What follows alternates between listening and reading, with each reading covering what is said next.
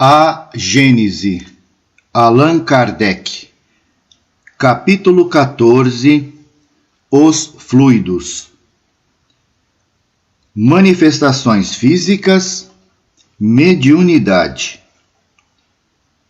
Os fenômenos das mesas girantes e falantes, da suspensão etérea de corpos pesados, da escrita mediúnica, tão velhos quanto o mundo, porém comuns nos tempos atuais, dão a chave de alguns fenômenos análogos, espontâneos, aos quais, devido à ignorância da lei que os rege, se havia atribuído um caráter sobrenatural e milagroso. Estes fenômenos repousam sobre as propriedades do fluido perispiritual, seja de encarnados, seja de espíritos livres. É com o auxílio de seu perispírito que o espírito atua sobre um corpo vivo. É ainda com o mesmo fluido que ele se manifesta agindo sobre a matéria inerte e que produz ruídos, movimentos de mesas e outros objetos que levanta, derruba ou transporta. Esse fenômeno nada tem de surpreendente, se considerarmos que, entre nós, os mais poderosos motores se encontram nos fluidos mais rarefeitos e mesmo imponderáveis, como o ar, o vapor e a eletricidade. É igualmente com o auxílio de seu perispírito que o espírito faz o médium escrever, falar ou desenhar, não tendo um corpo tangível para agir ostensivamente, quando deseja manifestar-se. Serve-se do corpo de um médium, de quem toma os órgãos por empréstimo. Faz seus órgãos, assim, agir como se fosse seu próprio corpo, e isso mediante o eflúvio fluídico que se verte sobre ele. É pelo mesmo meio que o espírito age sobre a mesa, seja para a fazer mover em significação determinada, seja para fazer com que ela receba golpes inteligíveis, que indicarão as letras do alfabeto para formar palavras e frases, fenômeno esse designado sob o nome de tipitologia. A mesa aqui não passa de um instrumento do qual o espírito se serve, como o faria de um lápis para escrever. Dá-lhe momentânea vitalidade, pelo fluido que a penetra, mas não se identifica com ela. As pessoas que, tomadas de emoção, diante da manifestação de um ser que lhes é querido, abraçam a mesa, praticam um ato ridículo, pois absolutamente como se abraçassem o bastão do qual se serve um amigo para desferir pancadas. O mesmo se aplica aos que dirigem a palavra à mesa, como se o espírito estivesse encerrado na madeira, ou como se a madeira se tivesse tornado espírito. Quando se realizam comunicações por este modo, será preciso imaginar o espírito, não na mesa, mas a seu lado, tal como estaria se ali estivesse vivo, e tal como seria visto se nesse momento isto se desse. O mesmo se aplica nas comunicações através da escrita. conceituaremos o espírito ao lado do médium, dirigindo sua mão ou lhe transmitindo seu pensamento por uma corrente fluídica. Quando a mesa se desprende do solo e flutua no espaço, sem ponto de apoio, o espírito não a ergue com um braço, mas sim a envolve e a penetra com uma espécie de atmosfera fluídica, a qual neutraliza o efeito da gravitação, como o faz o ar nos balões e papagaios. O fluido do qual ela é penetrada lhe dá momentaneamente maior leveza específica. Quando ela está pregada no chão, encontra-se no caso análogo ao da madeira pneumática, da qual se faz o vácuo. O que estamos dizendo não passa de comparações para mostrar a analogia dos efeitos e não da absoluta semelhança das causas. Abre parênteses, o Livro dos Médiuns, capítulo 4. Fecha parênteses. Depois disso, compreende-se que não é mais difícil a um espírito erguer uma pessoa do que erguer uma mesa, transportar um objeto de um lugar para outro ou atirá-lo a algum lugar. Estes fenômenos se produzem pela mesma lei. Abre parênteses, nota.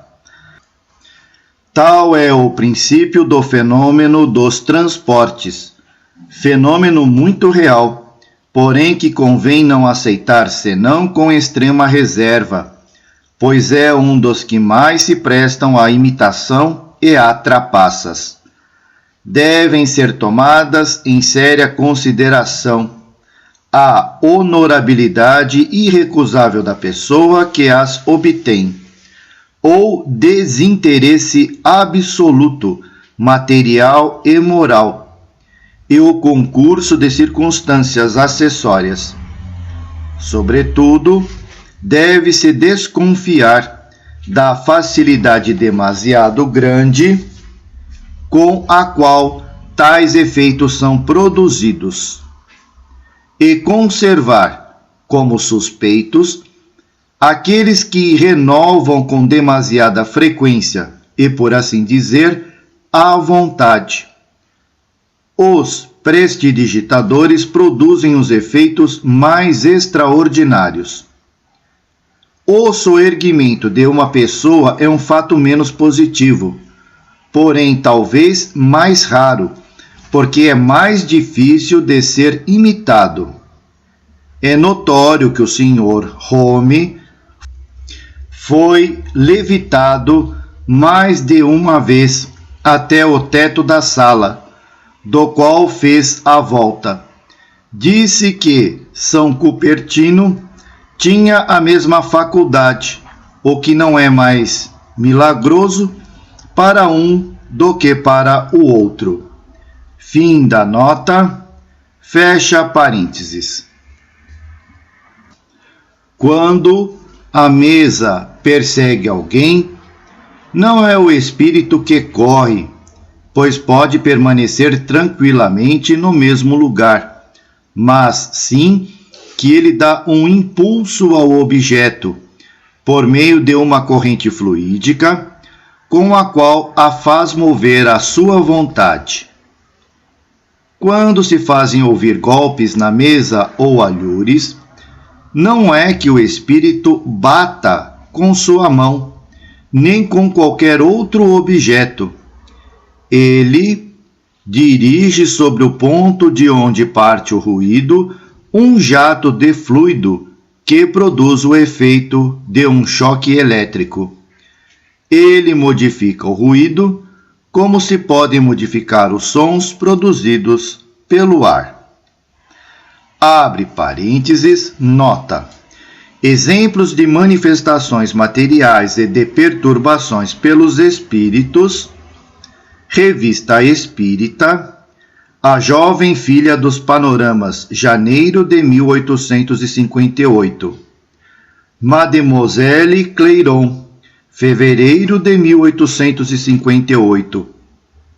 Espírito Batedor de Bergzabem, relato completo, maio, junho, julho de 1858. Dibelsdorf, agosto de 1858. O Padeiro de Dieppe, março de 1860. Rua de Noyers, agosto de 1860. Espírito Batedor de Lealbe, janeiro de 1861. Idem, no século XVI, janeiro de 1864. Poitiers, maio de 1864 e maio de 1865. Irmã Maria, junho de 1864. Marsella, abril de 1865. Fives, agosto de 1865. Os Ratos de Equilhem, fevereiro de 1866. Fim da nota, fecha parênteses. Um fenômeno muito frequente na mediunidade é a aptidão de certos médiuns para escrever numa língua que lhes seja estranha, a desenvolver pela palavra ou pela escrita assuntos fora do alcance de sua instrução. Não é raro ver pessoas que escrevem desembaraçadamente sem terem aprendido a escrever. Outros que produzem poesia sem jamais terem sabido fazer um verso em suas vidas. Outros desenham, pintam, esculpem, compõem música, tocam instrumentos sem conhecer o desenho, a pintura, a escultura ou a arte musical. É muito frequente que o médium escrevente reproduza, sem se enganar, a escrita e a assinatura que eram usadas pelos espíritos, que se comunicam através delas, quando eram vivos, embora não os hajam conhecido. Este fenômeno não é mais maravilhoso do que quando vemos uma criança escrever, guiada pela mão. Por esta maneira, pode-se fazer com que alguém realize tudo o que se deseja. Pode-se fazer com que escreva o que se quer, numa língua qualquer, ditando-lhe as palavras letra por letra. Compreende-se que o mesmo seja possível na mediunidade, se nos reportarmos a maneira pela qual os espíritos se comunicam aos médiuns, os quais, em realidade, não são para eles senão instrumentos passivos.